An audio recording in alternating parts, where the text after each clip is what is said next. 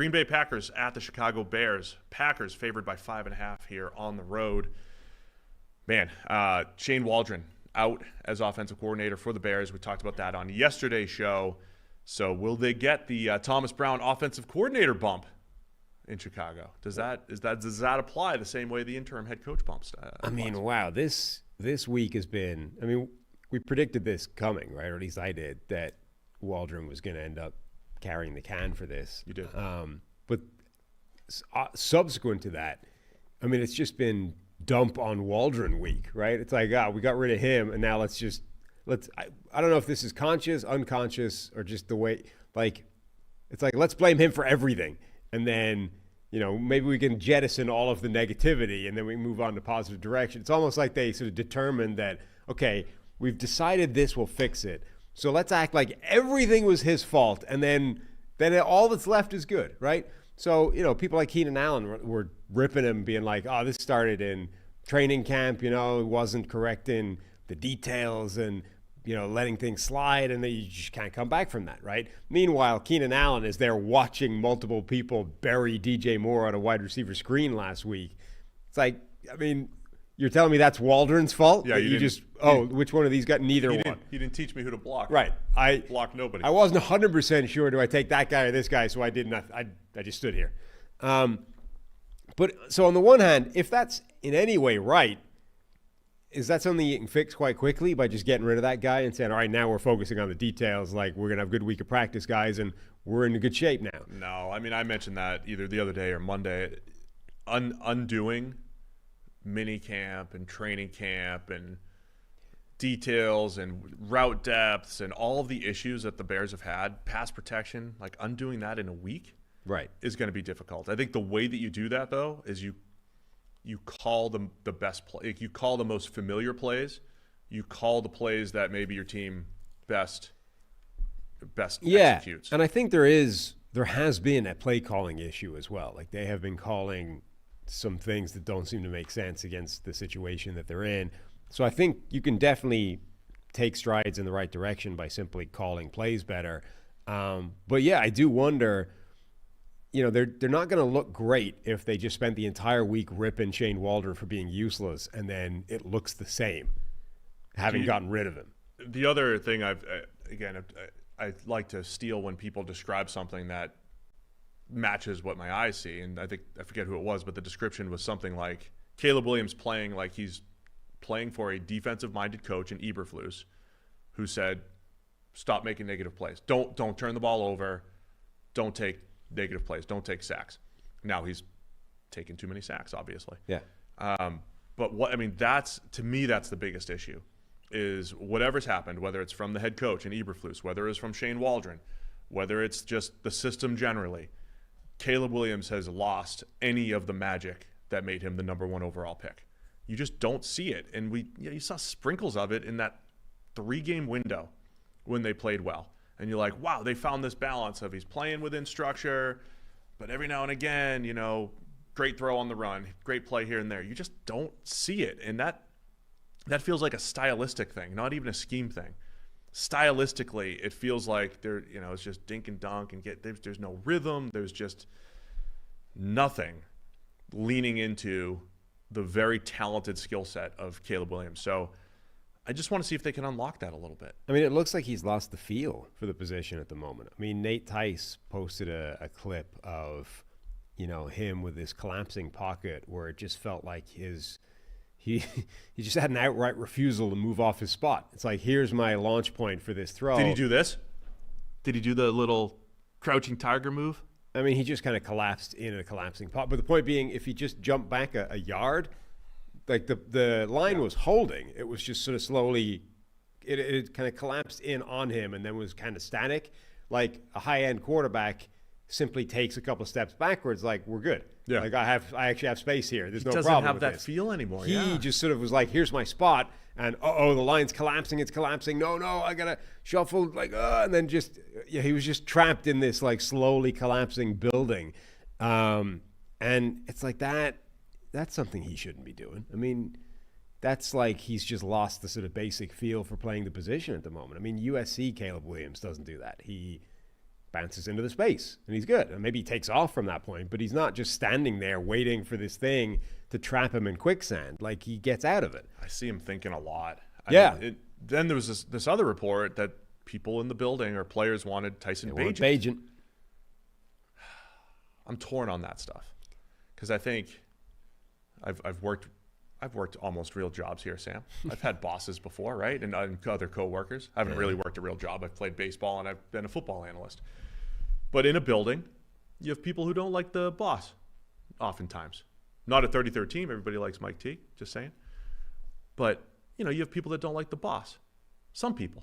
And then they might make a statement, and it's like, doesn't mean everybody doesn't, feels the same way. So did you find like the one out of the 53 who's like, oh yeah, Bagent should start, and then that becomes a story? Because I can't imagine that's like the groundswell in the building where there's 30 people like, oh yeah, we really need Bagent out there. That'll solve things here. I can't imagine that's the norm for the Bears right now. No, and that's just like a one-off. We found the guy who thinks Tyson Bagent deserves to start here over Caleb Williams. Yeah, I don't have the report in front of me, but it was saying that multiple people within the team wanted Bagent to start. I don't think Caleb Williams yet is at a position where you need to sit him down and go to somebody else, the way Bryce Young was at the start of the season. I do, however, think it's problematic that there is even a minority of the team that is campaigning for that. Bagent is, he's been relatively impressive given expectations for him coming into the NFL. He is, however, an established career backup pathway. Nobody really is looking at Bagent being like, he's a potential starter. He's done well to lock down a potential solid backup spot for a career, right? Which is an achievement in and of itself. But for people within that building to be like, the number one quarterback we drafted 5 minutes ago needs to sit down because Bagent needs to come in here and fix this, that's not good. It's not good because, aside from anything else, it's probably pretty delusional. So for them to be thinking that that's the way we need to go is a real indictment on what they think the current iteration is. From a Packers perspective, they're coming off a bye. Last time we saw them, rain game against Detroit, lost 24-14. But they're still trending in the right direction. They're still 6-3, favored by 5.5 here. Over/under is only 40.5, so not expecting a ton of points. Packers defense, really good blitzing on 3rd and 4th down. They got the 3rd best EPA per play in those particular situations. I think that's how they're going to attack the Bears they've had this depleted offensive line. They haven't handled pressure packages very well. I think the Packers defense has a chance to upset the offensive coordinator bump here. Yeah, and the other thing that does is Chicago's offensive line is still a mess in personnel terms. It wasn't a good line to begin with, and it's been banged up and lost a ton of bodies, and now it's a wreck. That's not changing either in a hurry. And I'll probably repeat over the next couple of weeks, for whatever it's worth, this is the time of year that the Packers went on their run last year. Yep. And to me, it's a similar season but a better season this year than last year, starting better, but they have a lot of good pieces on both sides of the ball, bit of a youth movement in some of the spots on defense. I think the Packers have a chance to really come together, make that run, and then at the end of this say, hey, they're right up there in the NFC with the Lions, even though they lost to them, with the Lions, with the Eagles, with those best teams. Yeah, they're pretty well positioned now at 6-3, but you're right. This is when it all came together for them last year. All right, man. Where are you going in this one? I'm going with Green Bay. I don't believe the Chicago stuff's getting fixed quickly. Same. I'll take the Packers to cover the 5.5 here on the road because Aaron Rodgers still owns the Bears, right? So he would assign the win to the Packers. How far away do you think Chicago is from benching Caleb Williams if it doesn't get fixed quickly? Far. Really? I do. Even with the groundswell of Bagent support within the building? Yeah. Harry will also take the Packers, by the way. Yeah, I don't think that's imminent. I would also say we think of where we go. I think we think of benchings in just this binary world, like, oh, you suck, you're out. When the Richardson thing may have showed us, it's just, okay, you're taking a break for a little bit. In long term, this could be better for your development. You go back to Mike Sando saying, hey, John Elway was benched for whatever it's worth. Sitting a guy down for a few weeks, mental break, mental rest. The thing Patriots fans were asking for Mac Jones to have a mental break a couple of years ago, and Belichick's like, well, there's no time for that. We can't do it. But maybe that is the best way to to do things, kind of reset for a few weeks, go practice, and then you have New England. Not that, Drake May's doing well. He's not tearing it up. But he got to sit and learn, and they built practice around him for 8 weeks before they put him out there. 7 weeks, whatever it was. I mean, I don't hate that. I hate the way the media coverage would be.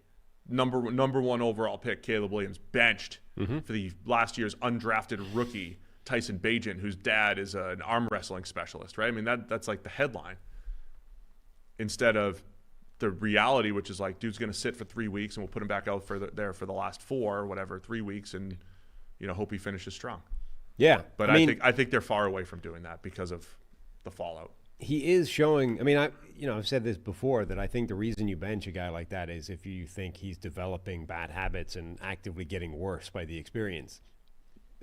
Caleb Williams is now showing signs of that. I mean, the play that I was talking about, that's not an isolated incident. There are multiple plays where he is exhibiting bad habits that he didn't previously, or at least exhibiting more bad habits than he did previously.